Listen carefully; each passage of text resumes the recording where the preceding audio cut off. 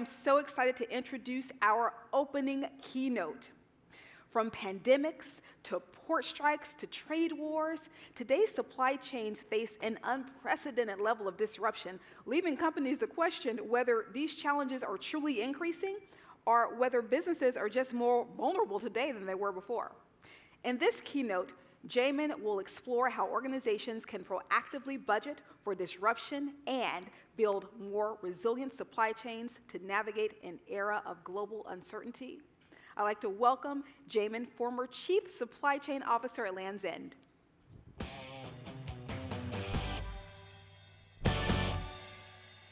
All right. Can I get the clicker from you? No, I was going to take it back there. Yeah, thank you. Thank you. Good afternoon. It's very nice to be here. Excited for the agenda that we have today, and thank you, GDS team, for the invite.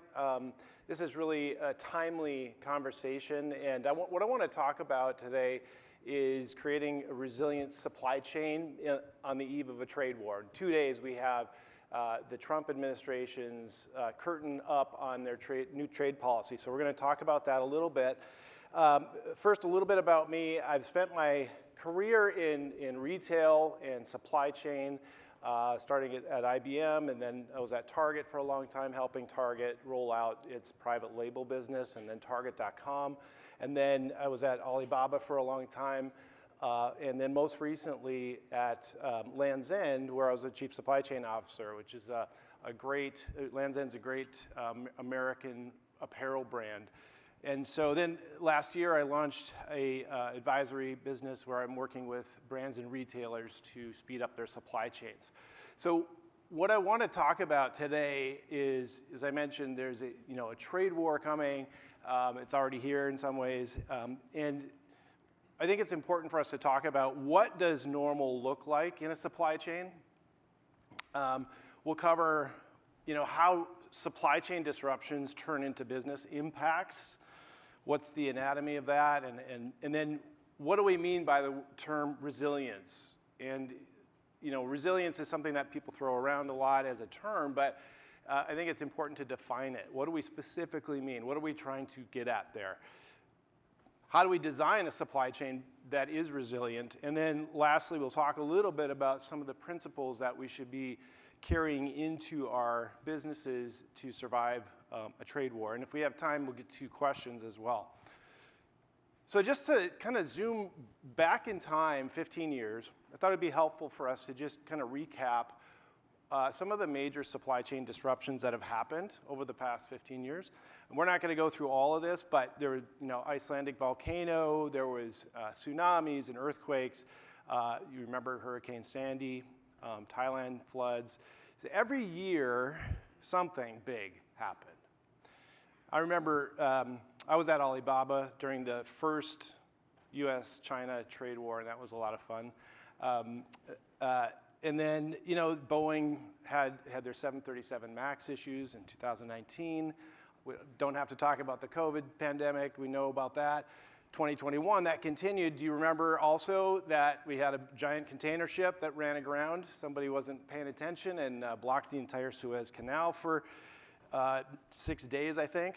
$9 billion a day in losses from that one. 2022, Russia-Ukraine war began. 23, we had the West Coast longshoremen strikes that kind of shut down the whole West Coast. And then last year, we had the Red Sea crisis that started early in the year and still going on, which reduced or increased transit times by up to 6 weeks in some cases, 4 to 6 weeks. We also had the Panama Canal drying up last year, so it was sort of the year of the disabled canal last year, because all the world's trade kind of goes through those two trade routes, or most of it, and so we had both of those happening at the same time, which was highly, highly disruptive. So the question is, is this a particularly turbulent time, or is there a new normal that we should be adjusting to? And I think the longer you've been in supply chain, the more you kind of feel normalcy is kind of a mirage. There is no such thing, really. And yet, there seems to be a bias towards seeing cheap shipping, fast shipping, stability as sort of default mode for the supply chain. I'm guilty of it too. Like, you budget and you start planning for the year and you assume that things are going to kind of go normally. But the reality is very different than that, as we just saw. Disruptions are normal, and they're going to continue to be normal. And we'd better start planning for it. So what's this year's adventure? It's a trade war. And I won't even begin to drain this one. I mean, the amount of uncertainty around what this trade policy is going to look like is dizzying. So if you just start January 20th, I'm not going to read all these. Suffice it to say, we've had a lot of conflicting signals. What's coming out on Wednesday? We had 10% tariffs, 25% tariffs, 100%, 200% tariffs, depending on the country. We're not going to target specific industries. Then last week we heard that auto is going to be hit. So almost everything that you thought you could bank on at any given point has been reversed. I actually have been updating these slides for a couple weeks, and I can't keep up. Last night, I deleted a slide from this because it just isn't accurate anymore. I saw Trump on Air Force One, and he said, you know, that part of it's not happening. So,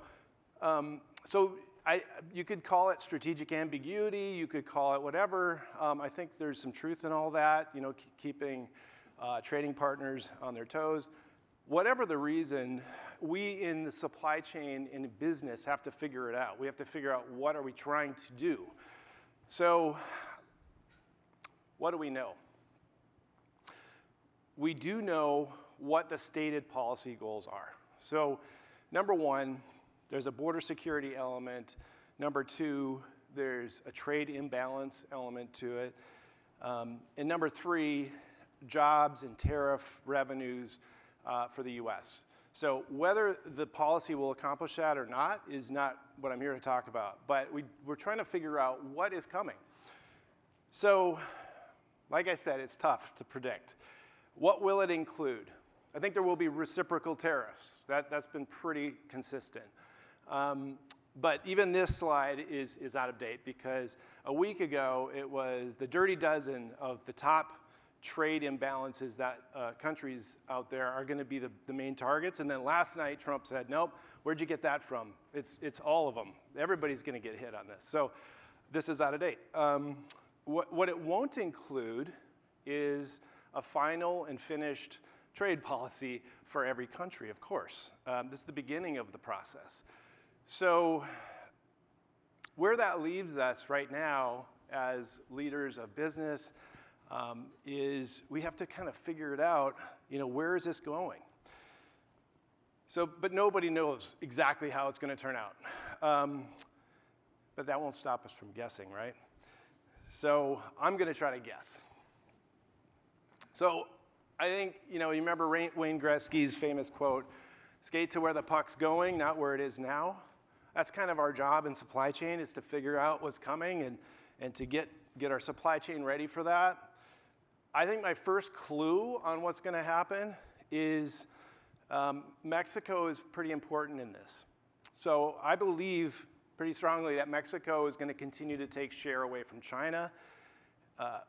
Last year was the first time ever that Mexico surpassed China in terms of trade volume with the US. And of course, Canada is number 3. So we now know that Mexico is ahead of China in terms of size, but more importantly, we make up a much bigger percentage of Mexico's trade than we do with China. So about 80%, over 80% of Mexico's exports come to the US. It's just the reverse in China. So I think we have to assume that we're calling the shots a little bit on the Mexico trade negotiations, and we're going to not be able to play that same hand with China as much. So that's thing one that is a clue for where this might be going. Number two, a North American deal is going to help with China negotiations. If we have a trading bloc between Canada, US, and Mexico, in addition to the CAFTA treaty that's already there for Central America, then I think it stands to reason we're going to be in a better position with when we sit down with China. And the fact is, Trump is going to need to show a win pretty soon, and so I think that might be a place where he'd start. We'll see. Number 3 clue is that this can't drag on very long, or we're going to start to see pretty significant impacts. And you've already seen the markets do not like all this uncertainty. And the reason for that is because of people like us. We don't know in business where to place our bets. So, you know, if it goes on too long, you're going to continue to see that. You'll see stock market volatility. We're going to see businesses that don't know where to invest. And ultimately, if it goes too long, you'll see an inflationary impact. So all of that kind of put together for me, I start to think, okay, Western Hemisphere is going to probably continue to be a good place to go over Southeast Asia and China from a tariffs and transportation standpoint. But there's a whole bunch of caveats around that. What does the trade deal look like with North America, with China? Are the local capabilities going to be there for your business? It really depends. You know, in apparel, yeah, we can make it work. If you're in a lot of other industries, it's tough to move to Latin America. So, but all things being equal, there is a good reason to think that Western Hemisphere is going to continue to be a very important part of the future. Number 2, because there's so much uncertainty right now, I think it's unlikely that I think the Trump administration knows this is going to hurt the economy if it goes too long. And so I think deferring big decisions on supply chain probably makes sense for a few months until things settle down a little bit. That's where my head's at right now. So all of that's trying to predict the future, and that's fun. But it's really hard to predict things. And we know for a fact it's going to disrupt a lot of industries. We know it's going to continue to make people defer their investments. The question for us right now is, how do these disruptions turn into business impacts?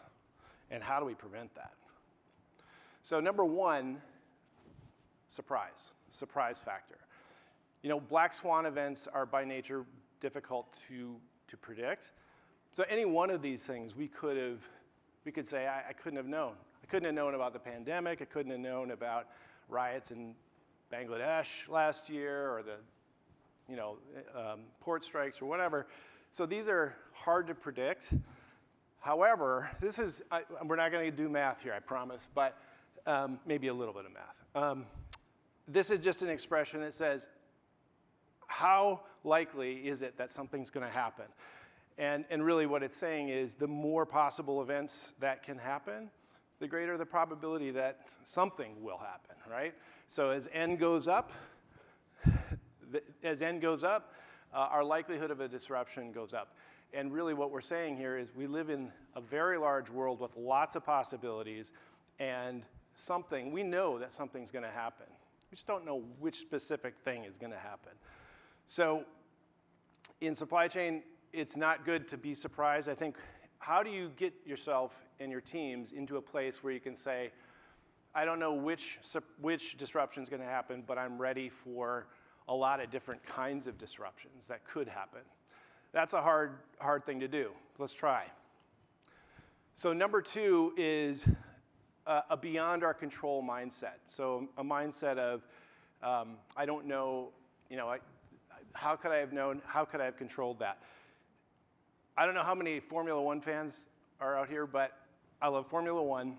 And I remember a few years ago, Alpine was in 4th place. By the end of the year, they were in 6th place. Big deal if you're a race car team. And it was just crashes that made the difference. They had 10 crashes that year. And I remember the principal being interviewed later and saying, I mean, we got to focus on what we can control. We couldn't have controlled getting hit 10 times by somebody. And I just remember thinking, those cars cost $20 million, and you can't win races if they're smashed into a wall. So like, how is it that it's out of your control? You have to find a way to control it, right? So it's shifting from things that I can't control to what can we control? And a good example of this was a year ago when the Houthi problem began. We were looking at 6 weeks of delays. And in apparel, that is an eternity. We would miss the season if that happened. And one of my most junior members of my logistics team came up with this idea. He's like, why don't we just go around the problem? I'm like, yeah, do that. So I'm like, what do you mean by that? And he said, well, what if we just changed ports and then drove it across Saudi Arabia? I'm like, can you do that? And he did, and he figured it out. So it was a great example of, this was a pretty big, out of our control event. How do you control the Middle East? You can't. But there are things you can control, and he did. So I think it's just a shift in mindset from these are big things that we could never control to, but there are things we can plan for and prepare for. Okay, and then lastly is decision paralysis. So there's the surprise factor, how disruptions turn into business impact. Surprise factor, a mindset of it's outside of our control. And then lastly is sort of internal, the decision paralysis. And if you've been around for a while, you're going to recognize this pattern, right? Crisis emerges, everybody brings their ideas, their data, and their solutions forward, and there's too many of them. It's just a lot of smart people trying to solve a problem, and what happens is you kind of lock up as an organization, which leads to a delayed response, which compounds the problem. So these are the kind of the three big things that I've seen happen repeatedly. Disruption happens, we're surprised by it, some people say I couldn't have controlled it, and then there's a scramble to solve it, but you're not ready for that. So, that's what not resilience looks like. Let's talk about what a resilient supply chain, a resilient response would look like. And to do that, I think it's important to just define it first.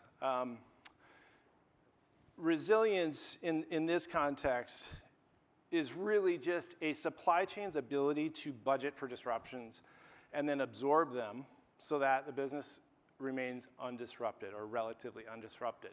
Doesn't mean it happens for free. Supply chains cost money.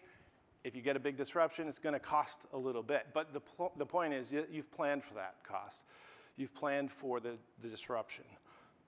So how do you design that in to the supply chain is the real question. And it comes down to a few areas. I saw earlier that there's a digital twin conference or a breakout session later, which I think is amazing. I think that's the first thing on my list here. Measuring the resilience of your current supply chain is probably the most important place to start, right? Figure out what does normal look like in your supply chain? What do you expect the SLAs of each node to look like? And it's hard to do that for complex supply chains if you don't have a model, if you don't have a digital twin. This takes real work. And it really needs to include, I'm not going to go into all of what it takes to build a digital twin, but suffice it to say, putting all of your assets, your suppliers, your raw materials, your carriers into there, mapping out the dependencies. It's a lot of work, and you need a partner for that. You're going to need technology for that. But once you've done it, you're able to simulate disruptions much, much better, and it's a really important place to start. Okay, second thing, now that you've got a digital twin, you've got sort of a baseline, you're simulating various types of disruptions. This is probably the most important thing I want to leave with you. You're simulating the results of disruption, not the causes, because you can't predict. You can't predict all the types of disruptions that are going to happen. So it's a bit of a mindset shift. It sounds like you're being reactive instead of proactive, but it's proactive in looking at your reaction. So, working with, It was the MIT Center for Logistics and Transportation a few years ago. They developed this, and I used it, a set of metrics that focuses on understanding the causes, or the results of disruption and not the causes. So number one on that list was something called the time to recover. Maybe some of you are familiar with this set of metrics. Time to recover, which measures the time that it takes a disrupted node in your network to recover it to normal operations. Time to survive is a little bit different. How long can your supply chain keep up with demand, sort of operate normally following a disruption? And production impact is the severity of impact to your business from a supply chain disruption. So it could be lost sales, it could be customer satisfaction, whatever, but it's a little bit, these are slightly different than the traditional metrics in supply chain. And so I think it's have that digital twin, use metrics that look at the results of a disruption, because what you're trying to do is find hidden vulnerabilities. That's the most important thing here is to figure out where those vulnerabilities are. And the temptation is to look at places where you spend a lot of money. It could be your biggest supplier, but it's often the reverse, right? Sometimes it's the packaging supplier or a small carrier, a dray provider or something like that, where you just don't have a backup. Okay, so now we've snapped a line. We sort of said, what's normal supposed to look like for my supply chain? Now I've discovered the hidden vulnerabilities using a digital twin. And now I've got to develop Plan B for anywhere that I've discovered a hidden vulnerability, especially serious ones. So I remember prior to Trade War 1.0 with China, if you had a China plus one strategy already, you were clearly in a better position than you were if you were scrambling to get out of China after the trade war started. The second area is like finding a multi-sourcing strategy for raw materials, production, transportation. You know, I remember when I first started with Land's End, there was no backup plan for cotton. We had a very strong provider, but if that provider went down, it's sort of game over, right? You can't make clothes without cotton. And so it was very important for us to develop a Plan B and even a Plan C, and we did that. But the point here is to give yourself the ability to pivot out of a unknown disruption into something that allows you to maintain normal operations. Talked about that. So this is our Vietnam, Peru, Egypt trifecta of cotton. But so the point there is just identifying those key vulnerabilities and then moving to a Plan B where you don't have to do everything that way. You can just, the critical vulnerabilities to start. Number 3 is an internal playbook to respond to these issues quickly when they do come up. And how is that different than a Plan B? Plan B is the high-level plan that you can share with the CEO and the broader team can understand it. Not everybody needs to know about every part of the playbook, but it's contingencies. It's the specific details. Who owns it? What are the criteria that we're going to use to hit go if we have a problem? Do we have a data set that we're looking at on a regular basis that tells us it's time to go on Plan B? And then, of course, owners. Okay, and then lastly, and probably most important of all of these, is just developing a culture internally that embodies resilience. You can put all this in place, but if you have a team that is sort of not ready for the unknowns of the future, then I think you're not going to respond well. It's going to be that decision lockup moment. So it's replacing the language of we couldn't have known with how do we prepare for the unknown. And I find that a lot of times it's the junior players on my team who are really close to the supply chain. They're really close to suppliers. transportation partners who come up with some of the best ideas. They're just closer, and they see these problems brewing before they actually hit. It's developing resilience principles for your business that are appropriate for your business that can cover many scenarios. And a good example here, this was from my business. It may be different for you, but we had a whole set of these. An example was short supply chains are better than long supply chains for apparel. Now, cost matters, quality matters, a lot else matters, but if you can make a shorter supply chain and still deliver the right product, then you do that. So raw materials should be close to production. Balancing, diversifying your portfolio with over-concentration is an important one.